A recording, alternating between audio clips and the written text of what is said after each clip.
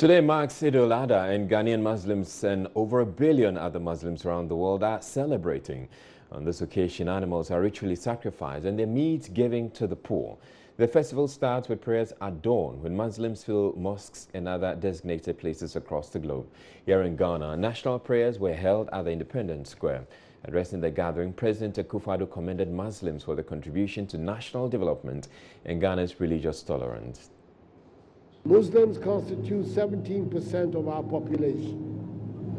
17% by any standard of measure is a significant figure. Therefore, your contribution to national development is significant. And I'm happy to state that many Muslims are making significant contributions to national development. And in my government in particular, where some of the leading figures, including the Vice President of the Republic, involved in the transformation agenda, are Muslims. Ulama, Jama'at, let us pray for those of our brothers, sisters, and countrymen and women who have embarked on the Hajj, especially our revered Chief Imam, Sheikh Dr. Usman Nuhu Sharabutu. We pray that the Almighty sees them through the Hajj rites and brings them back home safely. I'm delighted to note that this year, the Hajj has been largely without problem. My government is committed to maintaining the atmosphere that allows people of all religious persuasions to practice their religion without let or hindrance. One of the many things about Ghana which our nation can be proud of is the peace and mutual respect that exists amongst people of all religious persuasions who live here. I urge you to continue to be ambassadors of peace. In a world where the beautiful religion of Islam has virtually been hijacked by people who pervert its values, every Muslim should make it his or her responsibility to be an example of what it means to be Muslim. Vice President Dr. Alhaji Mahmoud Bawumia has charged Muslims in the country to eschew acts that affect development of the nation. According to him, Muslims must continue to submit to their maker, shun violence and vengeance, which are inimical to national peace. The Vice President made the remarks when he joined the Muslim community to pray at the Kumasi Central Mosque as part of activities commemorating Eid al-Adha, also called the Feast of Sacrifice. Mahmoud Mohamed Nuruddin's report.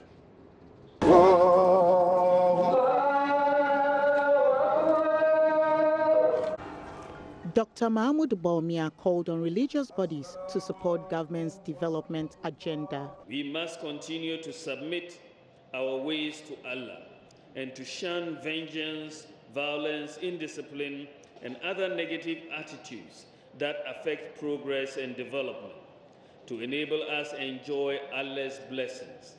Let us forever resolve to discard such immoral acts and trust Allah, who only knows what is good for us. Occasions like this present Muslims and indeed all Ghanaians with the opportunity to reflect and rededicate ourselves to the ways of our Maker and the cause of nation building. It is therefore my cherished expectation that we shall all remain focused, particularly in the years ahead, by strengthening the unity of purpose that exists between religious organizations and the government. The Ashanti Regional Peace Council expressed concerns over tension between feuding factions at the Tamale bus terminal at Alaba. Chairperson of the council, Professor Seth Opuni Esiama, says his office will meet leadership of the factions on Tuesday to find a lasting solution to the matter. Now, this tension has a potential of escalating into serious conflict to disturb the peace of our region. We have held elections. We have handed over. We have had a peaceful governance so far. The government is doing what it can to put its agenda together. But when you go to the Tamale station in Alaba, it doesn't look like people realize that the election has ended.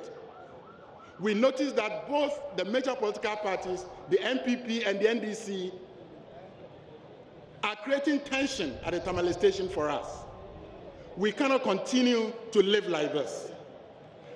As a Peace Council, we are in close collaboration with the Regional Police Command and with Asante himself to ensure that peace will come to the Tamale station in Alaba. The Vice President presented 2 cows, a ram, 30 bags of rice, 15 cartons of cooking oil, and 10,000 Ghana cedis to the Muslim community. Black Star skipper Andre Ayew and his brother Jordan Ayew were also spotted at the Eid prayers.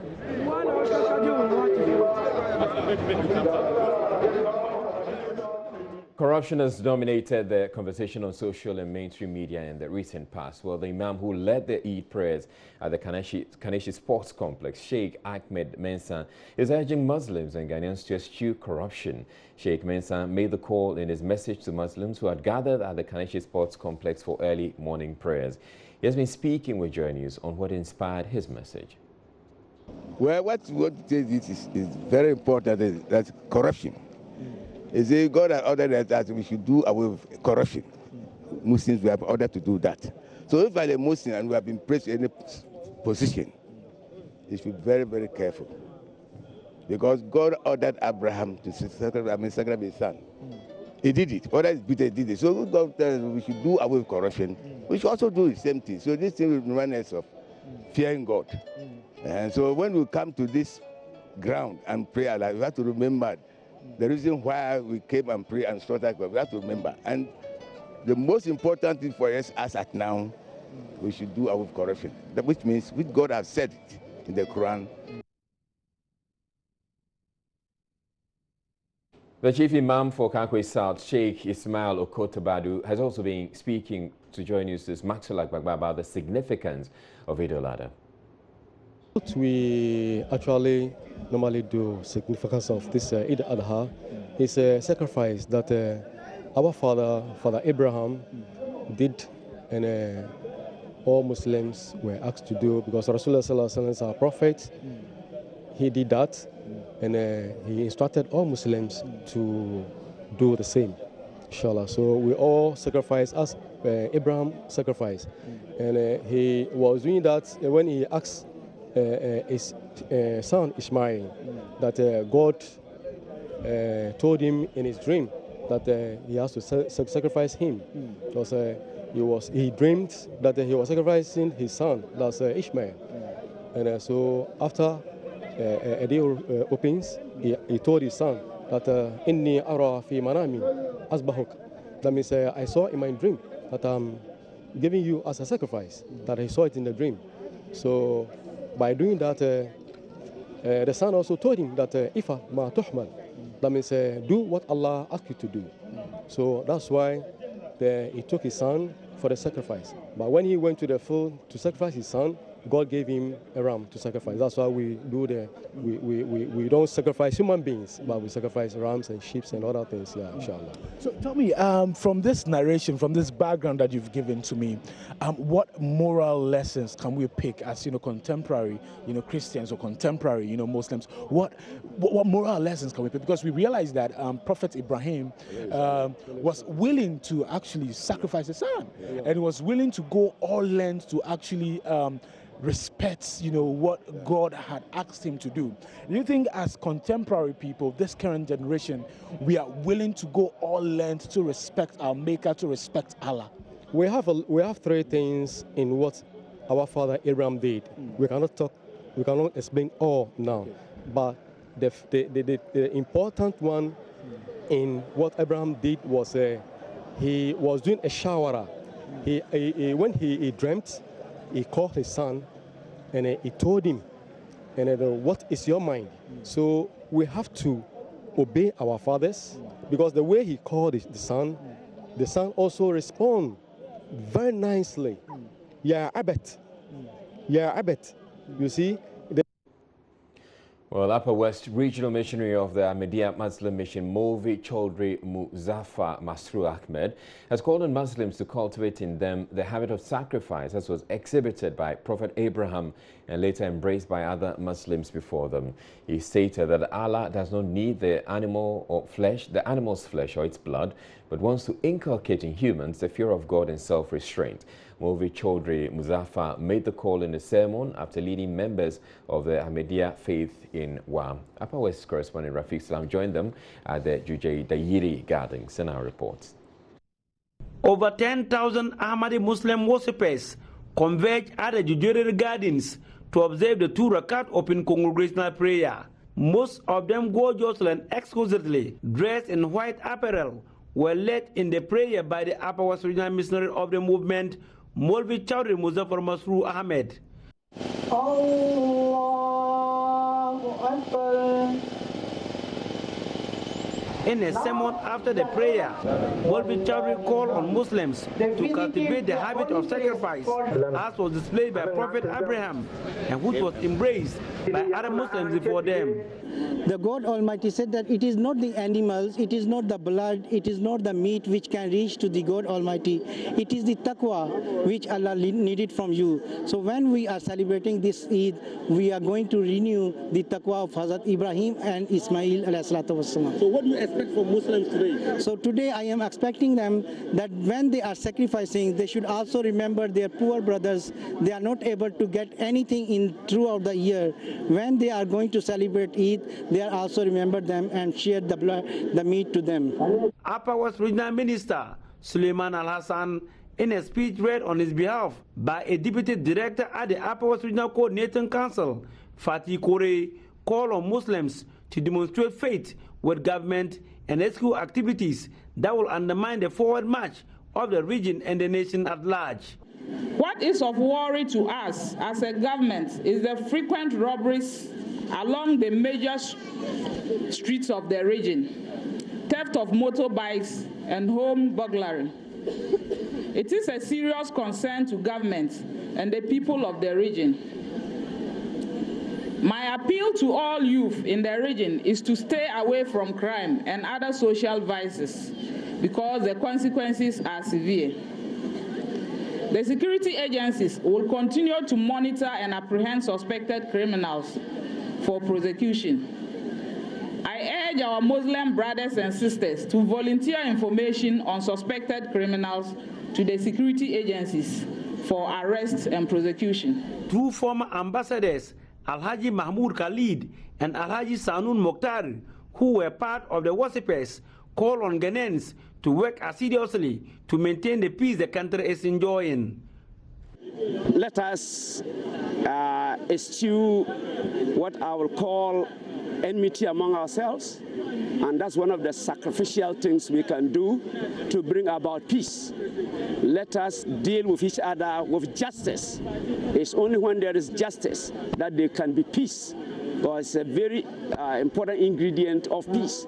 So I'm appealing to all Muslims and non-Muslims alike in Ghana to live together in peace. Watching Joy News Prime, we're taking a break, but still ahead in the bulletin, the multi-purpose kiosks springing up all over Accra and why they are not going away anytime soon.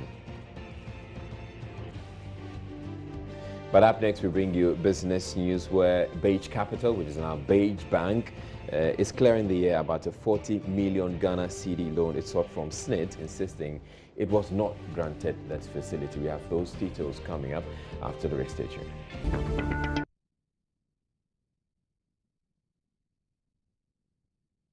Hi everyone, welcome to Business. Beige Capital, now Beige Bank, has revealed the 40 million Ghana cedi loan it sought from SSNIT was not granted after a lengthy credit review process.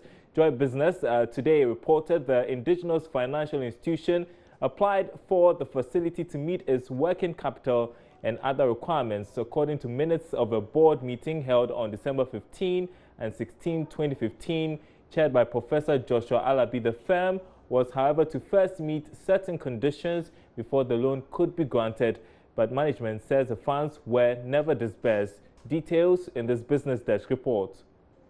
The management of Beige Capital, in a swift rejoinder to Joy Business, explained it is the Beige Group which applied for the facility and not Beige Capital, which is a subsidiary of the group.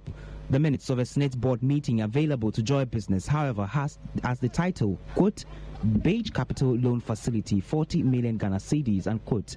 As part of a credit application process, the firm was required to present a collateral, which it did with 2 of its assets worth over 4 times the amount required. The request, managers say, was declined after a lengthy process of credit review. According to the statement, the facility was a medium-term debt intended to augment its working capital of a firm which is a growing concern. It added that SNIT has shares in some banks, but almost all the banks in the country have a relationship with SNIT, which allows them to accept placements or deposits, even though with only banks and not non-financial bank institutions. Fortunately, up until December 2016, Beige Capital was a non-bank financial institution, and it could not have applied for a facility because SNIT, in the first place, would not deal with a non-bank financial institution. Now, the much talked about paperless system at the country's ports has finally kick-started. This means, unlike before when exporters and importers process their documents manually, from today, this is expected to be done largely through a computerized system. There's more in the following report. Some stakeholders have, however, expressed misgivings about the system, citing teething problems in the pilot implementation. The Ghana Revenue Authority, however, says all is set for the rollout. The Ghana Shippers Authority, however, believes it will be a work in progress. The President, Benonita Bismarck, has been explaining to Joy Business. We can never say we are already ready 100%. This is a new system. So we are satisfied with what is going on. There's some apprehension. With every change, there will be apprehension. We're trying to manage that. We are doing the sensitization and the education of all those who need to use the system. And that is the role of the Shippers Authority. We are educating our stakeholders to understand so that we can manage the anxieties. But whatever needs to be done by the various stakeholders, GPHA, GCNet, West Blue, Ghana Revenue Authority, I believe they are doing whatever needs to be done. How about IT solutions provider at the port, GCNet? Here is Executive Chairman Dr. Norte Omabo. That it works. And therefore, from a technology point of view, GCNet stands 100% ready. Without the support of the other agencies? We have a paperless clearance system. What is happening right now is to ensure that GAPOHA and all the other stakeholders fall in line so that it's not just technology, but then the administrative procedures ensure that we have paperless 100%. For government, the implementation should ultimately boost revenue. Let's hear Deputy Finance Minister Kweku Kwating explain.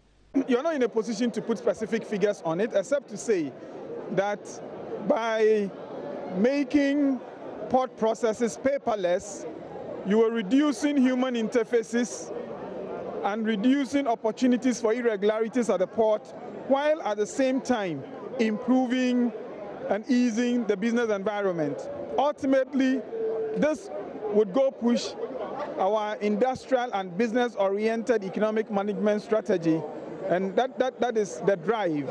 So it is not that we are going to realize an amount or a figure we can give right now, but we are clear and confident that by these you ease business, and it is these businesses that ultimately will contribute to domestic resource mobilization.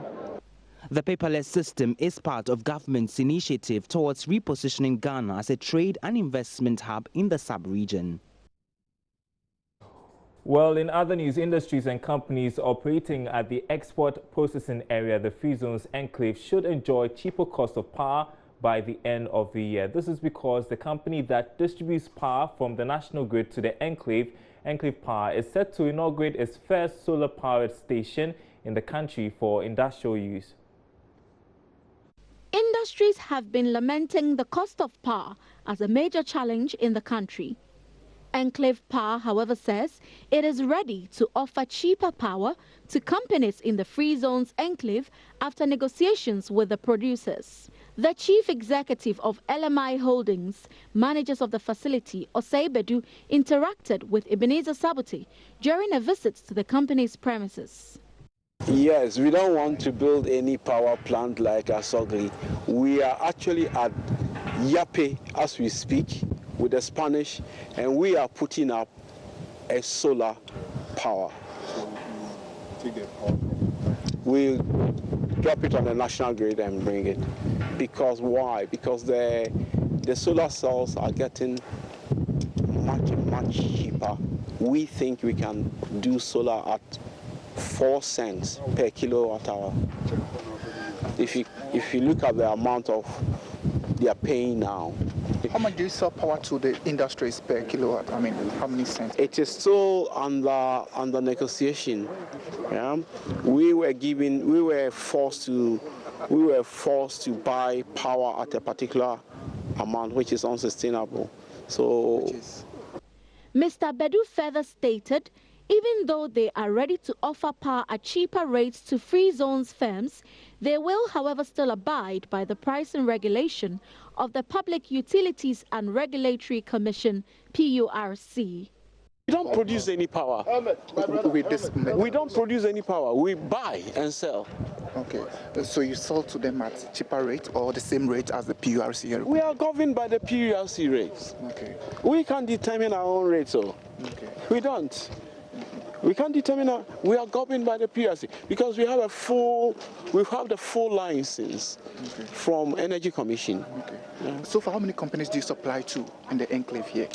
If you count the number of companies here, getting to about 30 companies. Okay, and you supply to all of them? Yes, and not that. Not only do we supply our own clients, we also supply other industries within the area.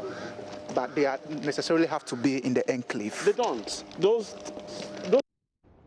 Well, we cannot end the business update without talking about the Eid. And while Eid or other festivities every year create a surge in economic activities, Joy Business has gathered that the cost of celebrating this major Islamic festival ranges between 4,500 and 15,000 cedis, depending on one's family size and how elaborate the celebrations are. Joseph Azelako and Bismarck Ewusa have been visiting some Muslim communities and filed this report. Joy Business visited Shukura and Zabrama Line, both Muslim communities in Accra, where routine festive activities were underway. One needs not to be convinced about the evident increase in economic activities in these localities during the Eid celebrations. The local economy is cashing as celebrants spend on their looks, clothes, jewelry, food and drinks. As curious as we were, we couldn't help but inquire how much goes into the celebrations. One cow is cost about 45 million. That's 4,500? Yeah, 4,500. Okay. You understand? One cow. How many do you get for this particular season? I have 2 wives, so I'm supposed to have 2 cows. Oh. About 20 million. 2,000 Ghana. This should cost about 2,000 Ghana cedis because there has been a hike in the prices of cooking oil and a bag of rice. The cost of a bag of rice is 240 Ghana cedis and the cost of cooking oil is 145 Ghana cedis. The family, together with neighbors to be fed, are about 50 in number. In the case of a big family, it means a bigger budget with 2 or more cattle and some rams. For my family, we are many. Boys will be 7 in number. The girls will be 6 in number. Last year, we bought a cow like 2,500. And this year, the one that I get is 3,000. This is my grandfather's house, and you can see we've slaughtered 2 cows, which each cost 4,000. The big one is 4,000, the small one is 3,000. And we have 4 sheep, which we bought for 700. Some families also make contributions months earlier as they planned the occasion. This is a contribution from all the family. So it's not only us, our other brothers, those outside Ghana, those in, those working, those who are even not working, want to get the blessing. You should know. at the end of every sacrifice, it comes with a blessing. Eid al-Adha is the second festival in the Muslim calendar and is celebrated to commemorate Ibrahim's willingness to sacrifice his only son to please Allah. As such, custom demands true Muslims factor the needy in their budgets for the celebrations. As to how much to spend on alms, there's no convention, and so it varies depending on the extra funds one can comfortably use. Money talks, isn't that what they say? Well, that'll be it for business. My name is Daryl Kwao. More news after this break. Welcome back to Joy News Prime, and we have more Eid business today. In fact, we have Eid business, we have Eid fashion, and then we have Eid food. So as Muslim faithful gather to pray ahead of the Feast of Sacrifice, there was a smaller gathering on the precinct of the Independence Square, not to pray, but to serve in other ways. Mainly non-Muslims, vendors offered a variety of food and drinks. Mapitso Sebeda reports business wasn't as brisk as the vendors would have wanted for a number of reasons. The business is going like, we are starters, but the business don't go well for us. We are many here. The business going small, so our sell, we don't do well. So it's very slow a little, but we are hoping for the best. I'm here for business. I'm a businessman, so anywhere they do business, I'm always there. Christian. Yeah. Oh, business is cool. You know, they have two sandler, and then the first one is the bigger one. I take it as a bigger one because they fast, so when they come, they hit a lot. But this one, I think things are cool. Okay. Yeah. I came for business. You came for business? Yeah, I'm a Christian. Okay. Yeah. Business is good, and they are buying things. Yeah. I know that it's fine for us. Were you here for the prayers, or do you just come here for business? Yeah, I came here for business because I'm a Christian. The market is good. It's very important. Market. It's fine. It's fine. Market is good. The prayers have been said. Festivities are commencing now. Business is booming. I'm Mapitso Sebeda, Joy News. Well, the Quran tells believing they should lower their gaze and guard their modesty and should not display their beauty and ornaments, except what must ordinarily appear thereof, that they should draw their veils over their bosoms and not display their beauty except to their husbands. Now, this quote from the Quran should ideally inform the manner of dressing to be worn by the faithful, especially on an occasion such as the Feast of the Sacrifice. So we took our cameras out there to the Independence Square, where the Eid prayers were held, to see what happens when religion meets fashion. The outfits were resplendent, a lot of lace fabric in various shades and colors and varying designs. There were also the regular slits and kaba and a lot of head covering, especially by the women. Perhaps a modest attempt to follow the dress code stipulated by the Quran. Some of the Muslim ladies explained what informed their choice of apparel. I'm wearing my best because I'm happy that the Almighty Allah has given me the privilege to see today, and I'm hoping that He will give me another chance to see the next coming years with success. The reason why I chose this outfit is that it's Islamic, and in Islam, as a woman, you should be covered. So I am covered, and as you can see, I'm covered. So like my dress today that I'm wearing it. If not, maybe Friday I won't wear it again because it's a special dress. My mother gave me this lace from her old things, and she asked me to put it on today. And this day is really very important to me. Today is a happy day. It's a photo. We see our friends. We see everybody. The men also put out their best, though there were clearly no match for the ladies. I feel happy and I'm wearing my favorite dress that I always bring to the Eid al-Fitr and Eid al-Adha. I'm wearing, actually this dress was made by Hollywood exclusive in Tamale by my big brother. Wearing a white kaftan, and I feel very great. Now, one significant feature of Eid celebrations is when Muslims bond and extend love by sharing food with their neighbors and the needy in society. Join us visited the home of one of Accra's well-known Muslims who also opens her home on such occasions. Join us Zarina Mande reports popular food vendor Auntie Muni is known for two reasons: her wache and her generosity during Eid celebrations. It's Eid al-Adha, and on a typical Salah day, Muslims open up their homes to family, friends, and neighbors to feast, make merry, and have fun. And most of them open up their homes for people to come eat and enjoy. One of such people who has been doing this over the years is a name which is very familiar to you. Now let's get in there and see what's happening. See who we have here, Auntie Moni. If you're a lover of wache, I'm sure you must have heard about her and then the wache she sells. She's been selling all over the years. Since me back from Miss me. I started this since I first came to Accra. Eid is a time to share, so I share food from 9 a.m. till evening. Dano dua obia be aduane ya koche obusuafo unamfo neighbors ne woma wadi ani me customers who obia meje obia welcome. People are happy about this gesture. Some come here to buy, but we tell them we do not sell on Salah day. Me ba cry also opemi say him samana obisa say saneti and Salah day and tonduane osi obi esanto bi mu fero mu to be mba. We share wache, twazafi, and plain rice. Just like Christmas, we love to share with our neighbors. Take two. Any plain rice. My name is Daniel Obodanan. Auntie Moni is my auntie. I normally come here with my family. I've been visiting here for the past 10 years. Anytime we have this occasion, I come here with my family. Today they are not here, I'm here representing them. Apart from this festival, I normally pass around, spend some time with her, I eat tozafi, sometimes she gives me some to the family. So I really enjoy every bit of Auntie Moni. So what do you think about what she does for people on Salah day? Oh, it's good. People from all walks of life comes here to take their food, wache, tozafi, rice, irrespective of your religious affiliations.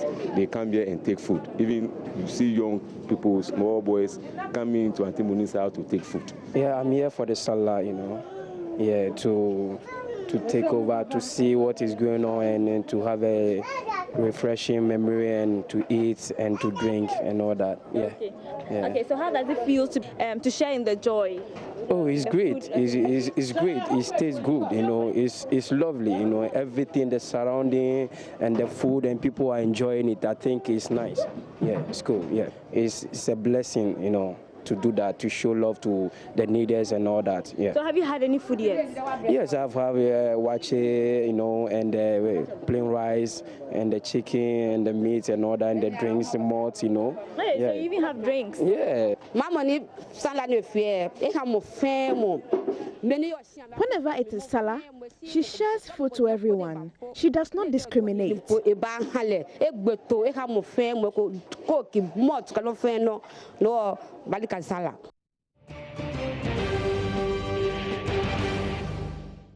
President Akufo-Addo has reiterated his government's commitment to creating a friendly business environment to promote entrepreneurship across the world. This, according to him, is fundamental to the development of the country. He charged the youth to develop ideas that will push Ghana to an advanced level. The president was speaking at the Africa Business and Kingdom Leadership Summit here in Accra, which is playing host to world-renowned evangelist Bishop T.D. Jakes. MFA Nancy Jaradozi was at the event and has come through with this report. Speaking at the event, President Akufo-Addo noted that it was imperative to reduce the cost of doing business in order to stimulate enterprises. According to him, this will lead to the creation of more jobs. We all know in Ghana, the widespread unemployment is the greatest threat to our future stability and social coherence. Our preoccupation over the last 7 months has been to put in place programs and policies geared towards building the most business-friendly economy in Africa, to be a magnet for investment.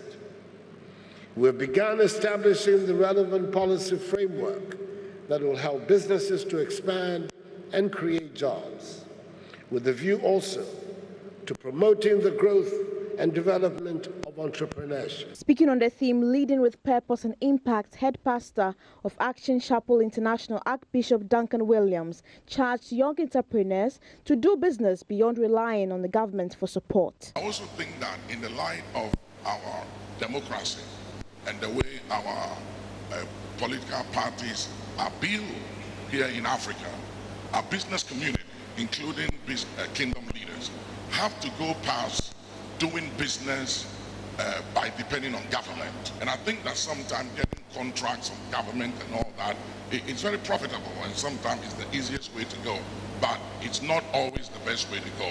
I think that for those in our business community, even the kingdom, that are very blessed and have come into some wealth, must begin to stop doing businesses that only makes them prosper through government. On his part, guest speaker Bishop T.D. Jakes asked businesses to give back to society, as he says is the only way they will succeed. It is in times of peril that leaders rise above just profits and losses, that pastors must rise above just congregational care and give back to the community from which it has thrived and survived.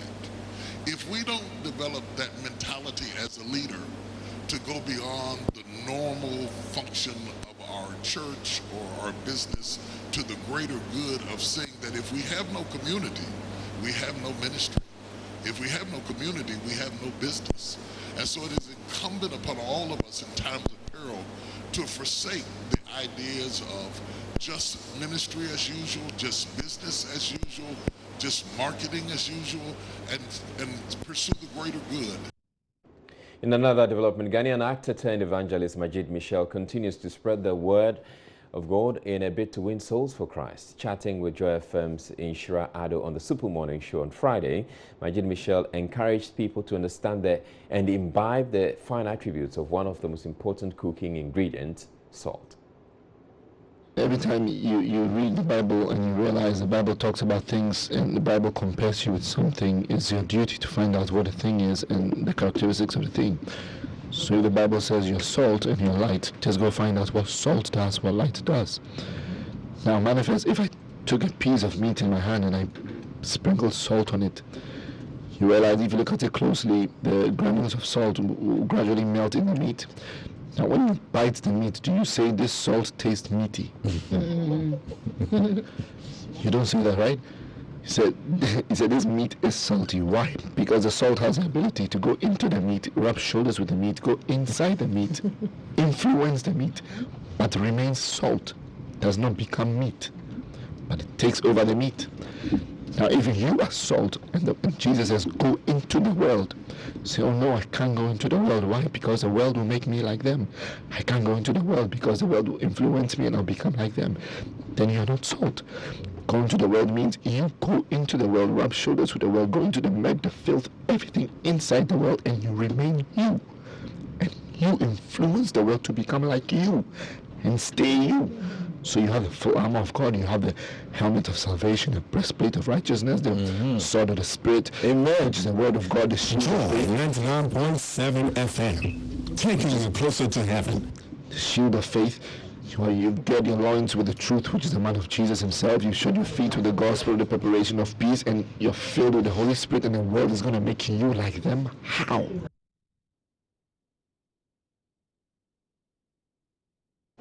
Now, there used to be in shanty towns and the city's outbacks, but increasingly more than ever, movable metal structures, commonly referred to as containers, are taking over street corners and Accra's curbs. Much as they represent a nuisance to the city's facade, they are growing in popularity because they meet the needs of many residents seeking shelter and a space to do business. Joy News' Komla Adom has been investigating the phenomenon of the multi-purpose kiosks sprouting all over Accra and why they may not be going away anytime soon. There may be clutter, even in the finest residential neighborhoods, haphazardly sited and sometimes unregulated. In Accra's busiest enclaves, there are an avalanche of these metal enclosures, commonly referred to as containers, littered all about. For a section of the population, though these containers are lifesavers, they serve multiple purposes for office space, small shops, and even shelter for many of Accra's destitute. There is a reason. Mighty is in his late 30s. He has been occupying and working from his container for 6 years. He tells me at the time he acquired it, he was only just starting his phone repair business. We're going to be speaking to the owner of the shop who will tell us some of the advantages the container has over normal buildings. How long have you been using a container? like 6-7 years now. What are some of the advantages a container has over a normal block-made shop? Oh, okay. Sometimes the houses are expensive, you know, but the container is your own. You spend less money, and the land is for the government. They only come for sometimes they come for permit. If you are on somebody's land, if the landowner want to take it, take the land, you only take your container and move away. He believes advantages of owning and working from these enclosures far outweigh their demerits. Every day if I come, I get my money. It's better than going for somebody's building. Yes, because the container is yours. Nobody will come every year for buildings money. Mighty is not alone. We are still here trying to sample the views of some container owners here in the capital to find out what stark advantages these containers have over block stores and buildings specifically. We'll be going to this bar to speak to the bar owner to find out what she's benefited from this particular container. Let's go inside and find out. Esther Aframa has in the last 4 years been a bar owner selling all sorts of alcoholic beverages. Actually, you pay for the person. Maybe you pay huge money, and then as the things are moving, you pay another one. You see, at times the landlord, the shop owner will come and tell you that he wants you to move from there. She doesn't only use this place for work. Sometimes it serves as her home as well. She tells me she wants to avoid the torture from landlords and property owners who lord it over low-income earners like herself. This structure, she explains, is her best shot at owning a property. Even if you don't have accommodation, you can sleep inside. If they have their own container, especially for me like this, if I don't have a place to sleep, I'll just manage myself here. At times when I come late, I prefer to sleep here because nobody will come and take rent from me. Careful unscientific survey around town shows hundreds or possibly thousands of these containers occupying frontage of homes, roadsides and the like. The influx only means one thing: fabricators are cashing in. But can you blame them? Accommodation and rent charges by landlords are crippling small business owners, and the fabricators believe they are in the business of helping them. Atumensa manages the Hands of Glory Universal Metal Works near Ashalibuche. Container business has become part of us in our living. People do come here often asking for containers they want to do. Okay. In the past, a month or two, how many offers have you got specifically, and when the people come, what do they tell you? In a month, like you'll get 10, 5, but if you're ready and everything is set, you can go ahead. I see that some workers are, actually fixing one of them. Can you tell us what exactly is this going to be used for? Is it an office space? Is it a shop? Is it a house for somebody? This one is for MTN mobile money. We are doing for some ladies. Has been fabricating these enclosures for the better part of 10 years here at Raids Junction. His family of 5 live off the proceeds of fabricating containers at the Ensunyamiye Metal Works. I can count as many as 6 containers already here, and he tells me that these containers have been pre-ordered, and so the owners are just yet to come and collect them. Business is cool. Sometimes people can make order, they will come for it quickly. Sometimes they will delay small before they will come and pick it out. Would you agree with those people who say that it is essentially very cheaper to obtain a container these days? Yeah, I agree with them. It's very cheaper. You can move it anywhere you like it. Accra here, people, before you get a land, it will not take a period of time they say they are moving you. So after they are moving you, you can pick your container out. For all these reasons that have been ascribed to the increasing demand for these metal enclosures, it makes economic sense somehow for people to choose them over the relatively more expensive sandcrate shops and apartments. But there is a real danger when these units find themselves in the wrong place at the wrong time.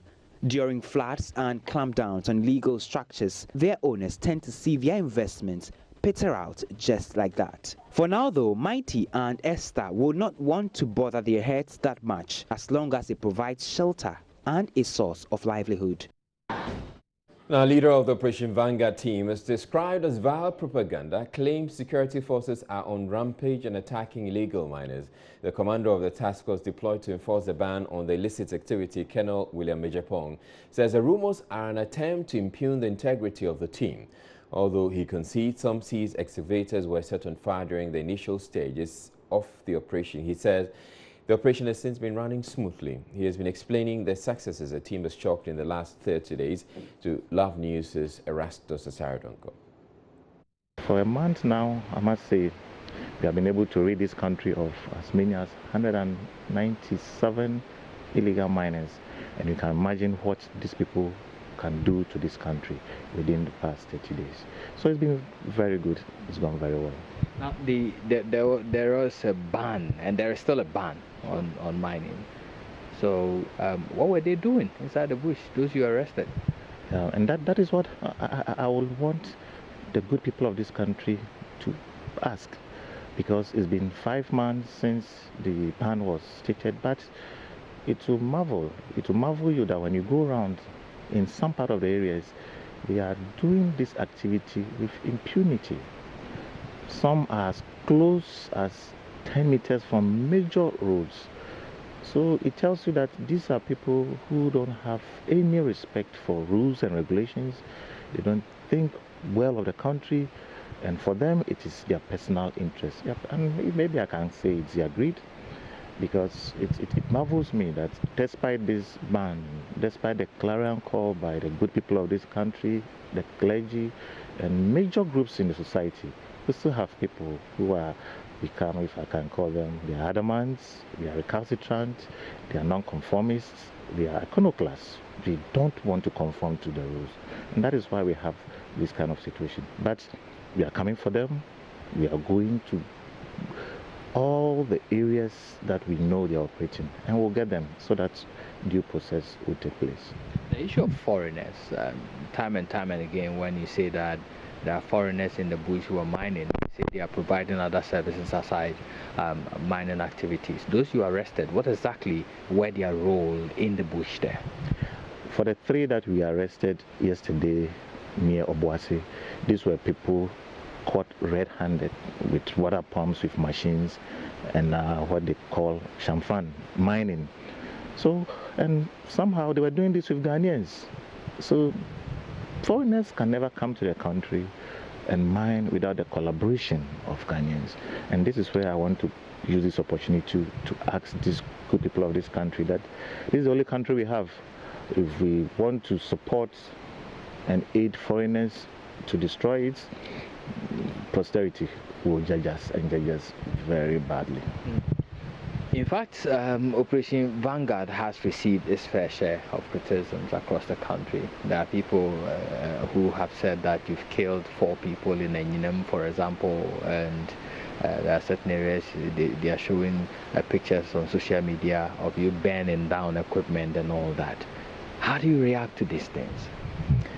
That's a very good one. There has been vile propaganda against this task force.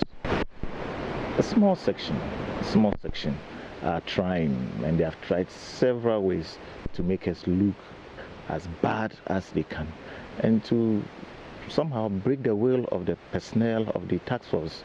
But all these things, by the grace of God, has not worked. Most of the stories you hear about the task force personnel stealing, picking things from the suspects, it's not true. Look, all these 197 people we are talking about as suspects are in the police stations. Just go to them and interview them, and they'll tell you how humane this task force has been. We haven't done anything of that nature. We had some problem, I won't say a problem, there were some instances where 1 or 2 excavators were bent. Moving on, we have reviewed our operations, and as I speak now, for all excavators that we come across on sites that are being used, we move them to the various police stations in line with the government's, in fact, in line with the 2015 Mines Amended Act, which says that all equipment so seized on mining sites should be sent to the police stations for government to take disposal action. So that is what we are doing. Sometimes we come across some equipments, some excavators that are being used, but the operators quickly get out of the machines and immobilize parts. In fact, they take very vital parts and run away. And by so doing, you are not able to evacuate them. So what we do is to immobilize it further, make sure that once we leave, they are not able to come and use it in the night or during daytime to further destroy or degrade the land. And once we immobilize it further, whatever parts we pick are labeled and sent to the police stations so that when the owners come up, they can tie these acts or the act to those particular owners. So that is what is happening now, and we haven't had any of such burning incidents. When you go to some of the sites, you come across some huts built from sticks, woods, palm branches. You see what you call chamfans. Chamfans are made up of wooden planks and barrels and with some metals and probably a suction machine on it. These are not the kind of equipment that we want to carry to the police station. If we come across wood barrels, we will destroy them. We will make sure that we put them in a state that it cannot be used again, used to destroy the ground.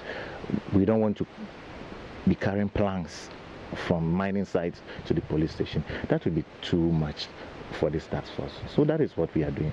But the question is, why are these planks or sheds or water pumps still on the site? It's been 5 months now. Why? And somehow the perpetrators are now claiming they are the victims. I don't think that we should allow these things to happen. We have been fighting this illegal mining activity for some time now. And if as a country we want to fight it the same way we have been doing it, probably we'll get the same results, which hasn't sent us anywhere. How differently are you fighting it now? Let's compare that to the old regime. Well, in the past we have had specific operations, 1-day mission, 2-day mission, where a particular illegal site is stormed, they get the equipment, move them to the police station, arrest the people, prosecute them, and that's all. But we have seen that it's not working. So this time around, we are conducting a very prolonged, saturated operations. And so we go forth, we come back, we go to an area. I don't want to tell you the real tactics, but we keep going over the area over and over and over again. And so we are doing it differently. And this time around, proud to this particular mission, we had to really harmonize the skills of the police and the military. And I must tell you that we are really benefiting from that pre-operational training. That's it for the bulletin. My name is Israel. Have a good night.